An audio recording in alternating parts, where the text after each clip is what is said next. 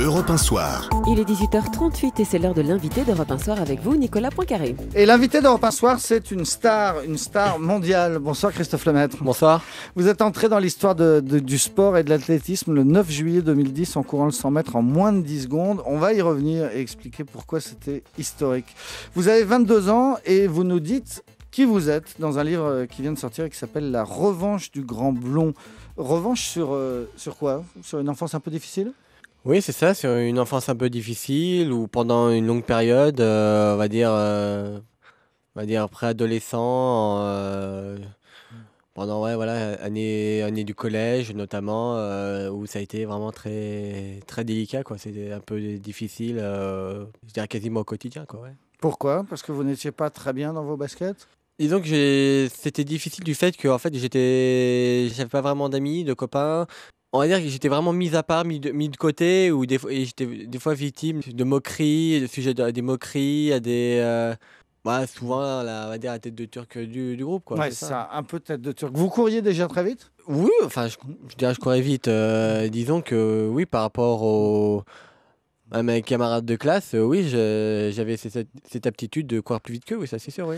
Mais simplement, dans toute votre scolarité, donc primaire, collège, il n'y a pas un prof de gym qui s'est dit, mais il n'est pas comme tous les autres, celui-là, il va quand même très vite, il devrait faire de l'athlétisme? Bah, je pense qu'ils l'ont remarqué, mais après en tout cas, ils m'ont jamais conseillé. Moi, je m'en souviens qu'ils m'ont jamais conseillé de faire de l'athlétisme, quoi. Ça c'est sûr, oui. Ils ne savent pas détecter, les profs de gym, ils ne savent pas détecter quand ils ont un diamant dans leur classe? Non, en tout cas, dans mon cas, moi, personnellement, ils m'ont jamais orienté où que ce soit, quoi. Ah bon, il y a peut-être des profs de gym aujourd'hui en Savoie qui se disent, bah zut, j'avais Christophe Lemaître dans ma classe et j'ai rien vu et je ne lui ai pas conseillé de courir. En tout cas, moi, ce que j'ai appris dans votre livre, je pensais que pour atteindre le niveau que vous avez atteint, il fallait avoir commencé tout petit, comme dans la plupart des sports. Vous, pas du tout. Votre première course chronométrée, c'est à 15 ans seulement? C'est ça, oui, j'ai commencé à 15 ans, oui, exactement, et j'ai commencé en septembre 2005, pour être précis, et j'ai dû commencer la compétition dès le printemps, quoi. Ouais. Alors, c'était quoi? C'était une sorte de fête du village, de fête des associations. Et puis, il y avait un club d'athlétisme qui était là et qui proposait aux enfants de les chronométrer sur 50 mètres. Oui, c'est ça, c'était le club d'Aix-les-Bains, où justement, comme il y avait une fête du sport, c'était une fête du sport qui a lieu chaque année dans une ville du budget à Belay, qui organisait justement un 50 mètres chronométré. Et quand je l'ai fait pour la première fois, j'ai fait le 50 mètres le plus vite, catégorie confondue. Donc, ça se passe sur un parking et d'un seul coup. C'est ça, c'est un les- parking avec des graviers, exactement. Et là, l'entraîneur de ce club d'Aix, il se dit, mais c'est pas normal. Il vous demande même de recourir une deuxième fois pour vérifier? Oui, il me demande que je recours pour être sûr du chrono, et je refais À peu près le même temps. à peu Ouais. près le même temps, oui, et c'est là qu'il m'a conseillé de faire du sprint parce que j'ai couru même plus vite qu'un de mes coéquipiers d'entraînement et qui avait fait un chrono de référence et dont je l'avais battu, quoi. Voilà, donc à 15 ans, on découvre que quand même vous allez très très vite. Alors ensuite, ça va s'enchaîner à une vitesse folle, puisque votre premier 100 mètres, c'est seulement quelques jours après. Ouais, c'est ça, c'était à Chambéry, c'est ça, et où je faisais mon premier 100 mètres que j'arrive à remporter. Alors, je crois mon premier chrono c'était 11,86 ou 87. En tout cas, donc premier 100 mètres, première victoire. Et puis alors ça va s'enchaîner, champion de France cadet, champion du monde junior assez vite. Ça, oui. Enfin bon, après ça va aller très très vite jusqu'à ce jour donc de juillet 2010 où vous passez sous les 10 secondes. Et là, bah, pourquoi c'est un choc, pourquoi c'est historique? C'est parce que vous êtes le premier blanc. C'est Alors ça ouais. vous énerve quand on dit ça? Bah, sur le coup, c'est vrai que ça m'a énervé parce que moi, je n'y avais jamais pensé, quoi. C'était quelque chose qui, pour moi, était totalement superflu. Moi, j'étais vraiment axé sur moi, sur mes performances, sur la course. Quand je vois que je gagne la course et en plus je passe sous les 10 secondes, qui est à ce moment-là le nouveau record de France, moi, j'étais super. Pour moi, ça s'arrêtait là. C'était. Vous étiez recordman de France, vous aviez réussi votre meilleur temps et vous n'aviez pas réalisé qu'avant vous, aucun blanc n'était passé sous les 10 secondes. C'est ça, ouais, pas du tout. J'avais jamais pensé. On m'en avait pas ou peu parlé. Et ça a été pour moi un choc de voir que voilà, tout le monde était obnubilé par ce fait-là. Ouais. Ouais, mais on comprend pourquoi, parce que vous rappelez les chiffres dans votre livre. C'est en 1968 que pour la première fois, quelqu'un arrive à passer sous les 10 secondes. Depuis, vous êtes 73 à avoir réussi cet exploit, et avant vous, 72 noirs, et vous le premier blanc. Ça tient à quoi? Vous avez une explication, vous dites c'est peut-être dans la tête. Bah, Je pense qu'il y a un facteur psychologique, c'est sûr, parce que depuis des années, des décennies, on a l'habitude de voir en finale des championnats du monde ou des championnats ou des Jeux olympiques que des athlètes noirs qui sont sur la ligne de départ d'une finale. Donc je pense qu'à un moment donné, ça a dû rester imprimé dans les têtes que voilà, il n'y a que des athlètes d'origine africaine ou d'origine Nord-américaine, ouais, c'est ça nord-américain. qui pouvaient seulement courir vite, quoi. Alors, il y en a à qui ça n'a pas échappé, que vous étiez le premier blanc, c'est le Ku Klux Klan américain. C'est une organisation extrêmement raciste nord-américaine. Ils vous ont carrément contacté. Ils m'ont pas contacté moi personnellement, ils ont envoyé un mail à mon père disant que si je me souviens bien, qu'ils voulaient que je vienne chez eux pour visiter les installations chez eux au Texas, donc voilà. Ils essaient de vous récupérer en quelque sorte. Après, je pense qu'après, ils voulaient me récupérer, ça c'est sûr. Ouais. Ouais. Je pense qu'il y avait... Et donc, en tout cas, bon, vous n'êtes pas allé voir le Ku Klux Klan au Texas, mais vous avez vu ce jour-là, donc de juillet 2010, la notoriété vous tomber d'un seul coup. Ça vous plaisait? Oui et non. C'est sûr que tout le monde aimerait avoir un peu de notoriété, mais c'est vrai qu'avoir de la notoriété sur ce fait-là, je savais pas vraiment comment le prendre, quoi.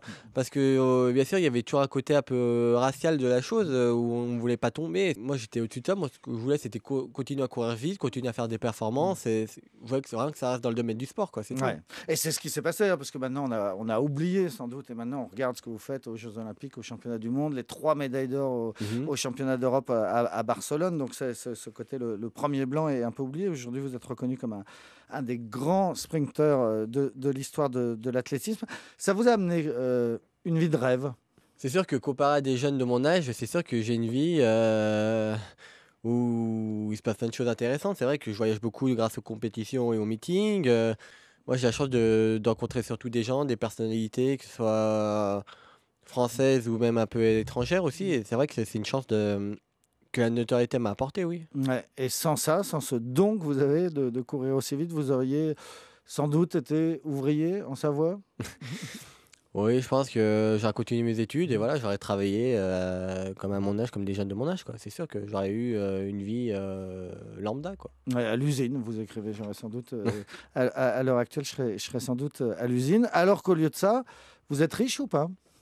Bah, encore une fois, comparé à des jeunes de mon âge, c'est sûr que j'arrive à vivre de mon sport. C'est ça qui est bien, c'est que je fais un sport maintenant qui me plaît, où j'arrive à exprimer ce que je sais faire le mieux, et en plus, bah voilà, j'arrive à en vivre, et c'est sûr que j'ai pas à me plaindre à ça non plus, hein. Vous avez pu acheter un appartement à Chambéry pour y vivre. Aix-les-Bains. À Aix-les-Bains, pardon, pour y vivre avec votre compagne. Donc tout va bien, mais comparé aux footballeurs, par exemple, vous êtes encore bien en dessous. Ah oui, non, c'est sûr que je pourrais pas m'acheter des grosses voitures toutes les semaines ou.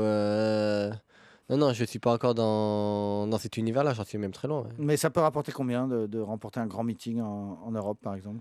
Bah après, tout dépend de la notoriété qu'on a aussi, c'est ça. C'est que... Bah, vous l'avez, la notoriété. Oui, mais il a noté que celle que j'ai, il a noté de Bolt, quoi, qui est pas la même. Donc vous êtes beaucoup moins cher que Bolt, certes, mais donc... Ah oui.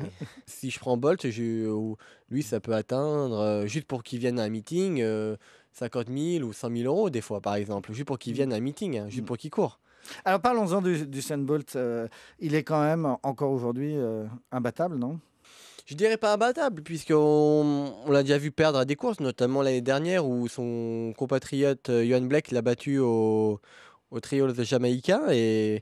Non, mais je voulais dire imbattable par vous. Est-ce que vous, aujourd'hui, il y a encore quand même 3, 4, 5 coureurs qui sont devant vous? À l'heure actuelle, je figure dans le top 10 mondial, ce qui est déjà pas mal.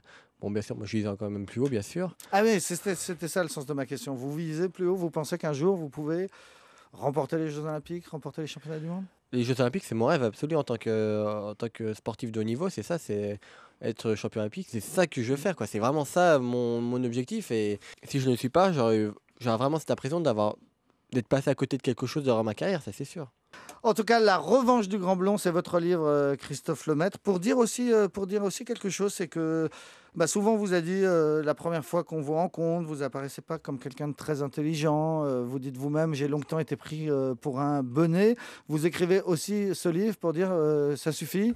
Ça suffit. C'est pas parce que je suis un sportif, c'est pas parce que je cours vite que j'ai rien dans la tête. Oui, c'est pour un peu mettre fin au cliché que c'est pas parce qu'on fait du sport de haut niveau que forcément on est bête. C'est vrai que quand on me connaît pas, pour avoir des fausses impressions, et moi justement j'ai fait aussi ce livre pour justement que les gens me connaissent mieux, pour qu'ils comprennent comment je marche et que finalement je suis quelqu'un comme tout le monde, c'est voilà, qui a son univers, son monde et c'est tout quoi, qui est pas quelqu'un de différent quoi. Ouais, et vous dites, quand je cours le 100 mètres, là, je me vide complètement la tête. C'est d'ailleurs un de vos talents, d'arriver à ne penser à rien d'autre et de bien vous vider la tête pendant les courses, de pas trop penser aux enjeux. Mais en revanche, quand j'ai fini de courir, eh bien, il y en a dans ma tête. Bah oui, bien sûr. Ah, c'est vrai que j'ai toujours eu ce don de faire extraction de tout le reste, de l'environnement qui m'entoure pendant la course, de ne penser qu'à moi, à la course. Et c'est vrai que ça a été, et que ça l'est encore, une de mes principales qualités sur le sprint. C'est sûr qu'après arriver, il y a plein de choses qui se passent, surtout quand on vit dans un grand championnat. Ouais. Merci beaucoup, Christophe Lemaitre. La revanche d'un grand blond aux éditions Jacob Duvernay. Merci beaucoup d'être venu nous voir à Europe 1. Dans un instant, David Abiker, puis Nicolas Canteloup. Nicolas Poincaré sur Europe 1.